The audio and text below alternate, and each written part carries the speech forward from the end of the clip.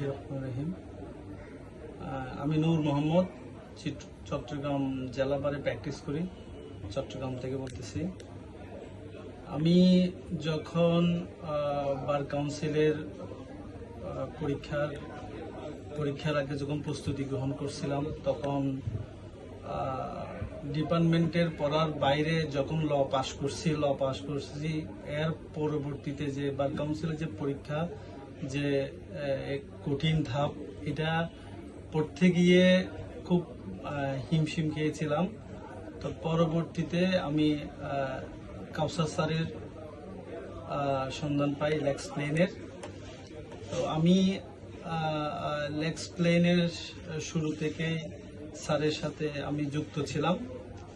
তো লেক্স প্লেন নিয়ে যদি কিছু বলি, কিংবা কাউসার স্যার সম্পর্কে যদি কিছু বলি, তাহলে এই যে কি বলবো, অসাধারণ একজন টিচার, অসাধারণ একজন মেন্টর।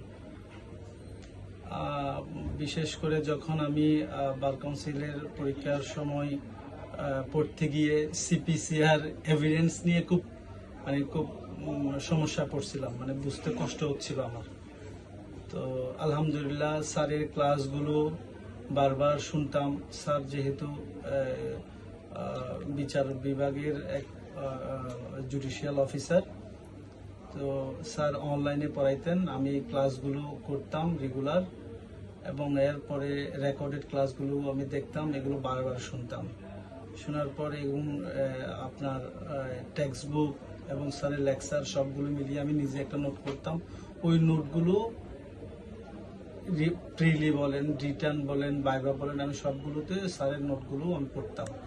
তো এগুলো পড়ার পরে আমার সকল আইনগুলো আলহামদুলিল্লাহ খুব ভালোভাবে আমি আয়ত্ত করতে পারি। তো যার কারণে আমার শেষে আমি ইনশাল্লাহ আমি অ্যাডভোকেট হই।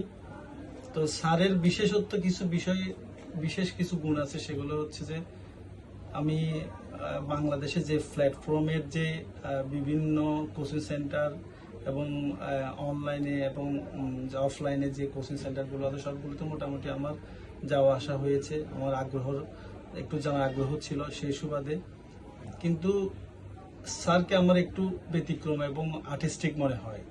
সেই রকম কঠিন যে বিষয়গুলো এত সহজে স্যার বুঝাইতে পারে, এটা আনবিলিভেবল।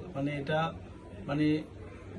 কোনো একজন আইনের শিক্ষার্থী, সে যদি আগ্রহ নিয়ে স্যারের লেকচারগুলো শুনেন, তাহলে আমি বলবো যে কোনো কঠিন টপিকসগুলো খুব সহজভাবে স্যার বুঝাইতে পারে। এটা অসাধারণ বলতে গেলে।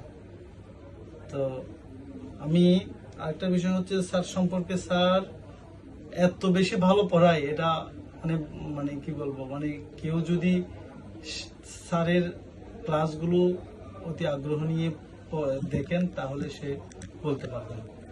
তো স্যারের জন্য শুভকামনা। আমার এই অ্যাডভোকেট হওয়ার পেছনে স্যারের অবদান খুব বেশি। সবাইকে ধন্যবাদ। আসসালামু আলাইকুম।